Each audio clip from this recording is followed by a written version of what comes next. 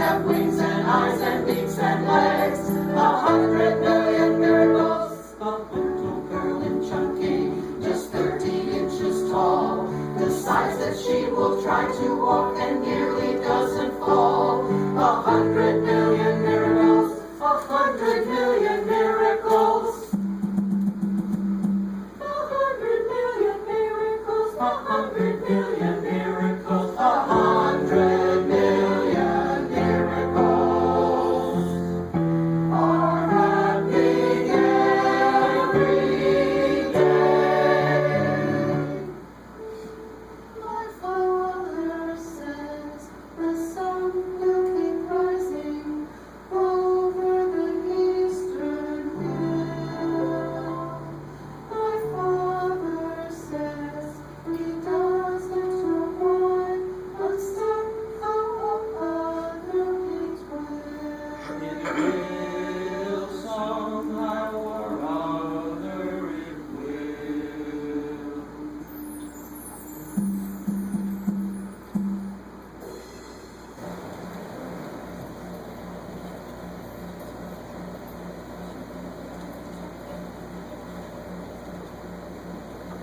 With the kindling of this flame, we affirm and celebrate the light of truth, the warmth of community, and the fire of commitment. I was trying to think of something funny to say about that, but I'm just not going to touch it. It's okay. It's okay. I shouldn't have brought it up. Oh, no, he's fine. Fine. Morning. Am I, can you hear me okay? How about now? Actually, just experiment. If you trust me, just close your eyes for a minute. I'm not, doesn't necessarily total minute, but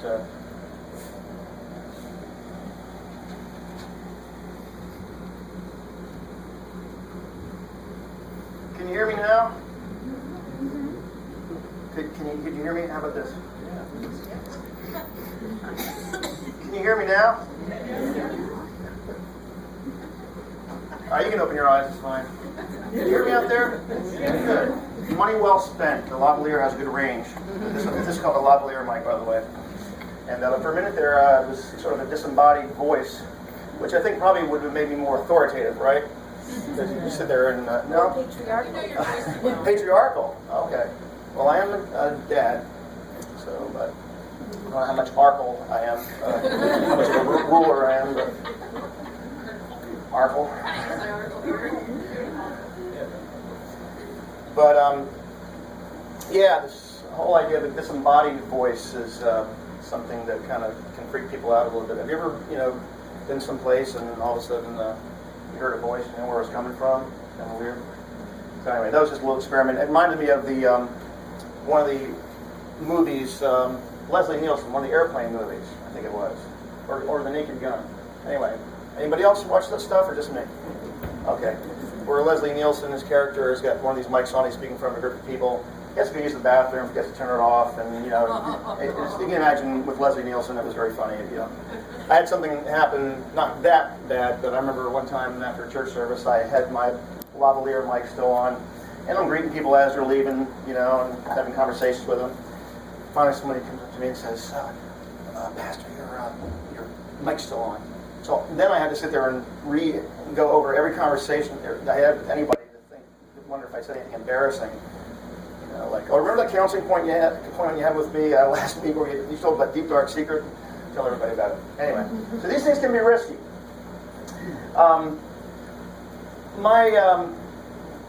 When I was a kid, I loved thunderstorms. How about you? Okay. And did you? And at nighttime, if I was sleeping and there was rain, and it was, especially if there was thunder, I'd open my window, I'd put my pillow next near the window, and I just loved the feeling of that. It's not that comforting for some people. Some people get, especially little kids, get very, very scared in those sorts of situations. There was a little girl one time who was in a situation like that. Really, thunder was really loud, and it was raining, and she was just scared in her bed. And her daddy was in the next room, and she says, "Daddy, Daddy!" And he comes running to her, and she says, "I'm scared, and can you stay with me? Hug me, hold me." So he does for a little while, and after she seems to be going back to sleep, he goes back to his room. And then all of a sudden there's a crack of thunder. Daddy, Daddy, Daddy. And he comes back to her, and, thinking this might be an all-night thing. And finally says to her, honey, God's love is always with you. I love you and everything, but I want you to know that God always sees you and is always there, and God's love is always with you. Thinking that would help. And she said, I know, Daddy, but I need love with skin on it. Love with skin on it. It does make a difference, doesn't it? I mean, I grew up with the idea of there's somebody invisible out there who really loves me a lot, but is willing to send me to hell if I do. No, I'm kidding. Well, I won't go there this time. But it wasn't quite the same as love with skin on it. See, feel that. See, that's different, right? I'll go around and shake everybody's hand. What's this guy do? He's walking outside, he's shaking people's hands, he's just trying to kill time. Love with skin on it. That connection, that warmth, that comfort that we all know, we all need. I mean, people who feel like they don't need that kind of human connection and warmth, to me it's sad. I can't relate to that. Maybe they're better off, I doubt it, but we need that. And that love is something that, it is interesting that we have this idea that there is someone invisible, that there is a God, and that God is pure love. It comes out of a sense of need of that, and we're very good at filling those needs. And I'm not saying there is or isn't. I think when it comes to words like God and divine, as I've said before, I find them not very helpful. After all, I am a recovering theologian, by the way. I say I'm a recovering theologian, and I do lapse from time to time. But it's sort of the part of the hazard of having gone to seminary and studied and thought about a lot of things I thought were really deep, important thoughts. But as such, I've learned certain concepts, and one of them was the idea of transcendence. Okay? And I believe there's a theme. Is that correct? Transcendence. And to transcend is simply to go beyond. In my understanding of the word, the idea of transcend something goes beyond. And what I was taught in my sort of conventional Christian theology class the first time around was God is both transcendent and immanent. Okay? God is wholly other, wholly beyond, infinite, and yet God is everywhere and intimate and close. And so that was part of the idea of thinking about God.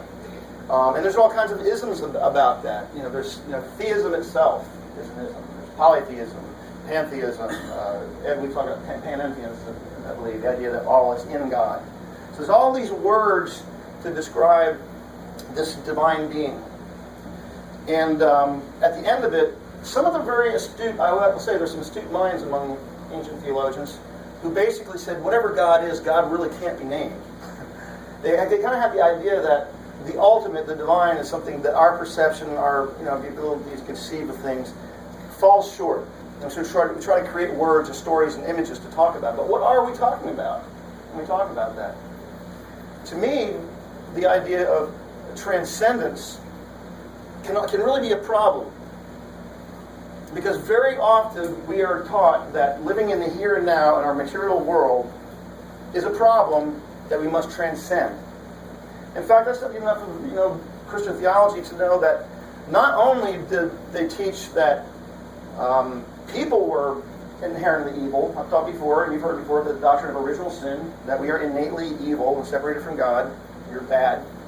But that matter itself, the things that we can touch or observe with our senses or detect in some way, that the physical world in which we live, that itself is innately corrupted and it is bad. And so our problem isn't just that we're human, our problem is that we exist, according to this way of thinking things. And believe me, you know what? I know a lot of people feel that way. I felt that in times of my life. I said, my problem is I exist. And but we so often, part of the reason we're sold problems all the time in a society is so people can sell us solutions. You know that, right? I mean, really, you're living in a market economy, and you want to know, why are people offering these solutions? Well, because people are buying them. And in many ways, forms of religion can be that way. It's a way of selling people something. And very often with people good intentions. And I know when I talk about religion, sometimes it sounds like I'm using the word in a negative way. To me, the word religion is neither good nor bad. A religion is like food. There's some I like, there's some I don't, there's some that's toxic. It's just, it can be fine, it can be good. But people can live without that concept. And what I'd like to ask you to do is to think about every time in which you think about your spiritual quest or your search for God or whatever as being something of going beyond, of going out there, wherever out there is. Out there in the different layers. Andy, you can describe that a lot better than I ever could. He's a professional, okay? Astronomy, physics, that's your thing. I can say enough to prove that I don't know what I'm talking about. But stay with me though.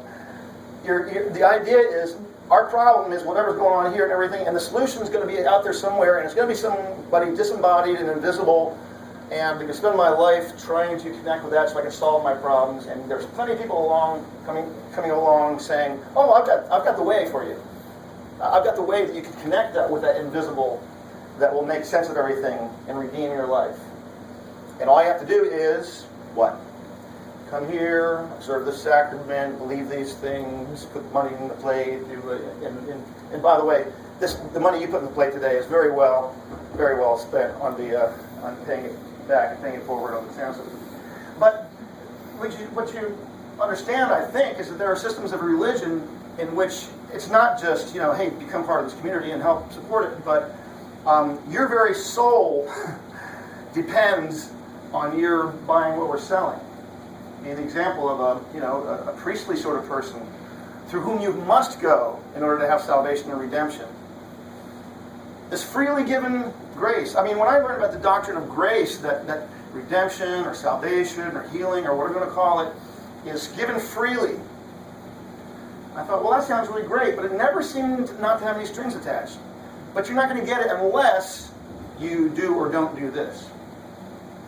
And so we get so much between a market economy that wants to sell us all the self-help for every problem they can sell to us. If they sell us the problem and then sell us the solution, between that and the way religion has been done, we're constantly thinking our life is crap, and the answer is out there somewhere, transcending what I am right here. And you know what? You can't do it. You are what you are. We are persons with the limitations we have. We have limitations in our perceptions, our senses. We are, and that's okay. And the idea to want to go out and explore is a wonderful thing. But the idea that somehow we're deathly sick unless we go out and connect with something else out there, I think can be a problem. And if nothing else, I'd like you to do a little bit of thought experiment for a while. And do something that John Lennon said to do. Imagine. Those simple words. Imagine there's no heaven, there's no hell below us, and things like that. In a way, it just sort of collapses everything into the here and now. And the reason he says to imagine that is so many people have not been allowed to imagine that. They have not imagined the idea that this is it, this is here and now. This place, this time, this moment is what we have. And so imagine with me that what you have of divinity, of spirituality, of whatever it is as close and real as this. See, touching another person, connecting with other people in a way that's close and human, and isn't trying to say, yeah, but that's bad. We've got to transcend it. I have this hunch, I have another way to prove it, it could be wrong, but when it comes to spirituality, if you see yourself going outward or going inward, you end up in the same place. Because there you are. No matter what you're doing with your imagination, here you are, there you are. And so, in many ways, it might turn things inside out. It might turn things on their head a little bit when it comes to spirituality. Because I, like many people in Western theological settings, conceived of matter being one thing, flesh being one thing, but spirit being something immaterial, but that was always the good. The immaterial is good, the fleshly is bad. It must be transcended, it must be escaped. And I don't think you can do that. And I don't think you need to do that. Be here and be now is the way to do it. What do you need? Well, we know what we need. We need sustenance, we need connection, we need all these things. And if you've got that, live gratefully for what you've got. Live gratefully for realizing that I'm okay here and now. I don't have to search for answers out there or up there. Okay? We are hopelessly human. We are hopelessly and inevitably creatures of the earth. That's what we are. What other creatures of the earth go around second guessing what they are? I don't know. Are there so? I don't know. I don't read their minds. Been hanging out with chickens lately. I don't know if anybody saw on Facebook, but long story. Some chickens, they make eggs every day. Let me know if you want some. Brought your bread. We'll bring eggs. And you want some? Okay. You have chickens, don't you? Okay, good. The dog ate the chicken. Okay, I want to hear about that. Come on. And I just, think about these chickens, and I don't get the sense, and I don't know. I don't speak chicken. I try to, and they go like this, and but I don't get the sense that they're in this existential angst, of saying, man, what we are is a real problem. How do we transcend this? It's like, oh, I want water. Oh, I want grain. I want bugs. Oh, oh, my eggs coming out. I mean, that's their life. That's what they do.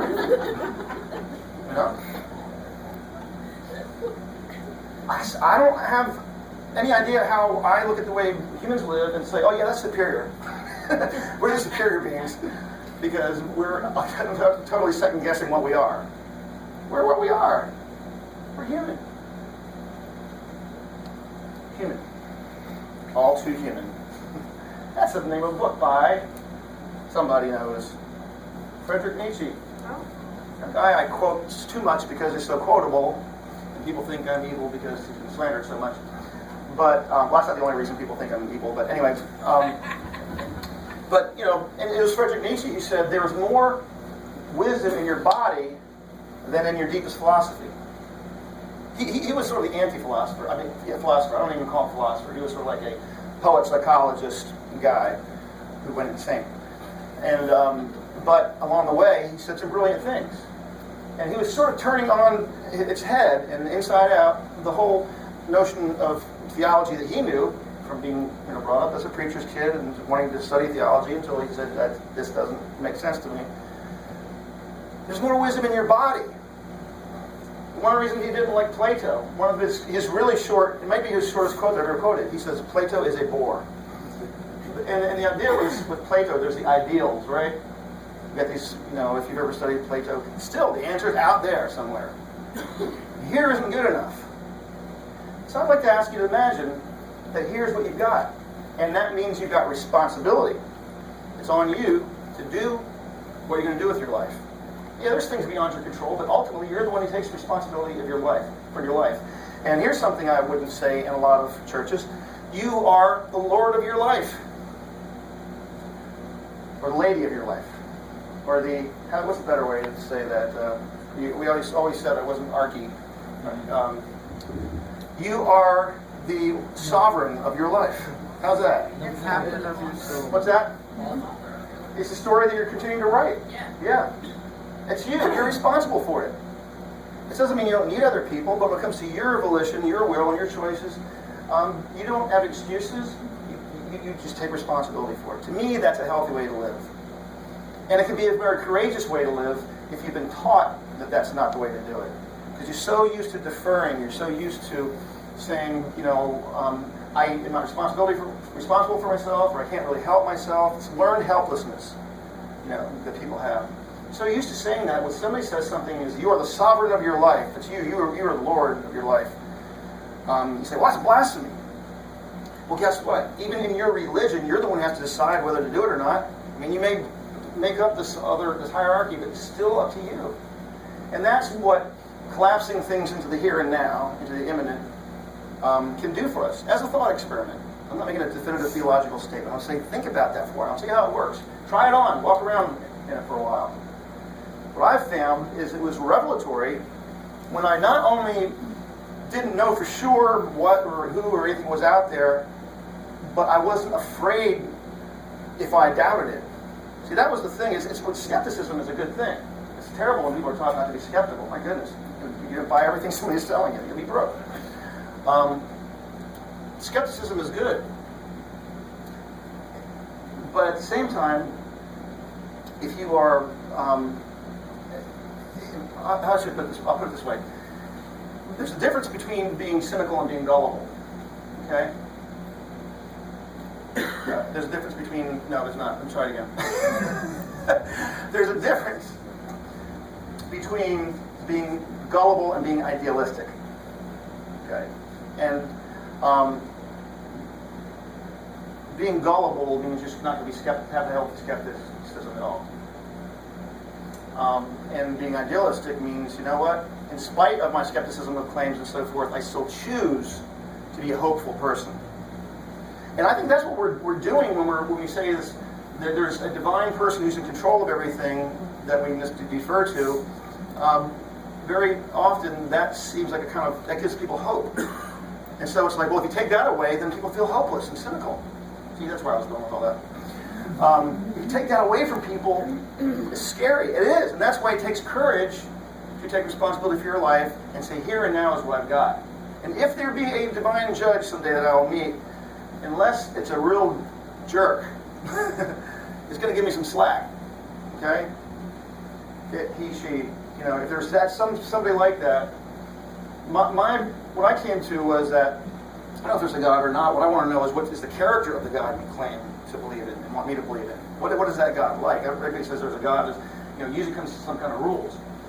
The philosophical, metaphysical idea of whether there's a God or not, to me, really doesn't matter anymore. I mean, it doesn't matter. I'm not going to live my life any differently because I'm going to go on the conviction, the choice I make in life of saying I'm going to live life the way that I feel is right.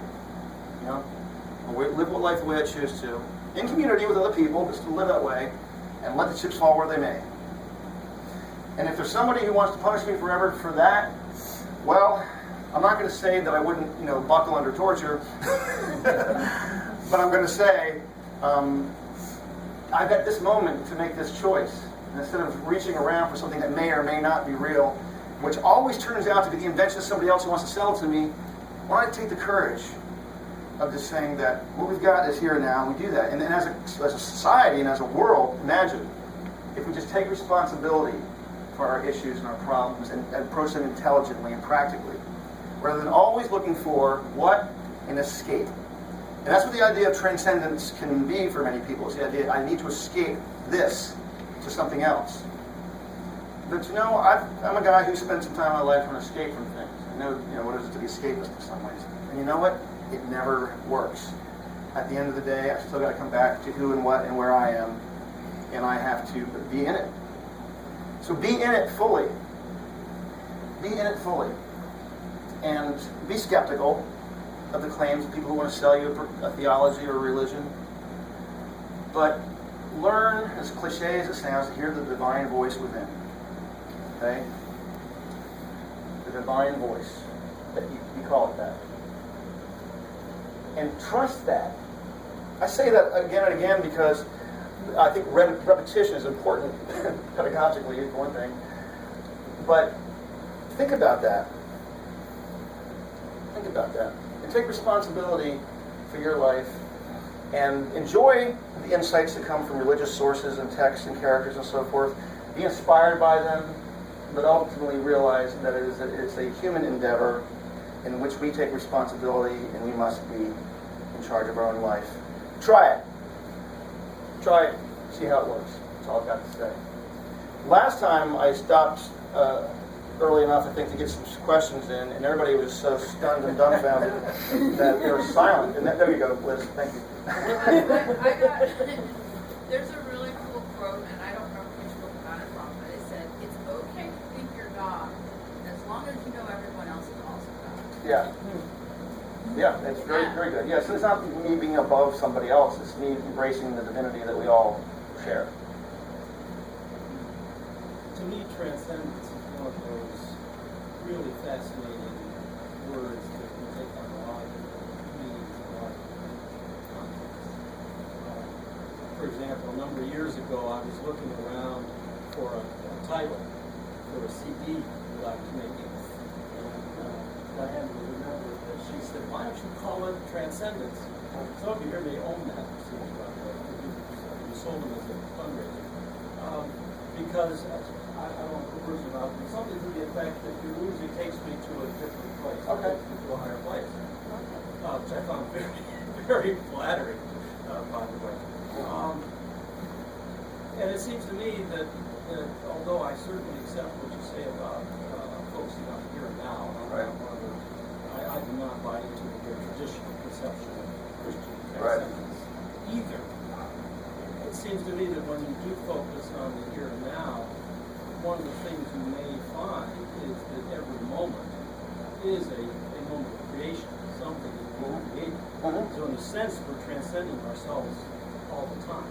So I can give quite positive meaning to that term by putting it in a different context. Or to give another example, John in his recent minister's musing, I think at the beginning of the month, quoted from the minister of Chapel Hill, Tom Malone, Francis' cousin, who was giving a whole set of meanings to transcendence.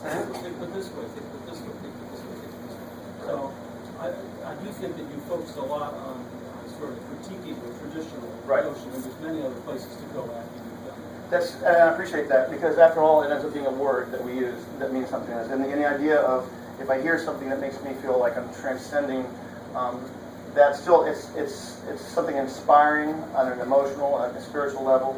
And we use that word to speak of something that can be very sublime and very inspiring. And in giving the sort of corrective against what I was talking about before, I don't want to lose sight of the fact that the word can be used in a very many people can describe a wonderful transforming experience they have, and the best word they come up with is it was transcendent. And I don't think they're talking about the limitations of fearing something out there. So I appreciate that. It's it's a word, and you can use it a lot of different ways. And what you were saying, I was thinking of several times when you're trying to reach out to find an answer, and you're wherever you're looking for it. For me, I've always sort of felt like deep down inside me, I know every answer to whatever I'm looking for, but because I don't have very little family left, I reach out, so to speak, for the skin to my friends to inquire and to ask and get their opinion and say, even though I think I really know what that answer is, I want that engagement, that communication, the interaction, to hear someone else's, give and take. Even though I don't need to make the decision myself, I want to hear that other piece from others.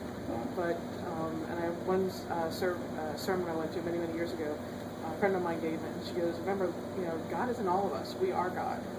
So instead of reaching out and trying to find answers other places, not that it's not helpful in research or whatever, but remember to go back to yourself."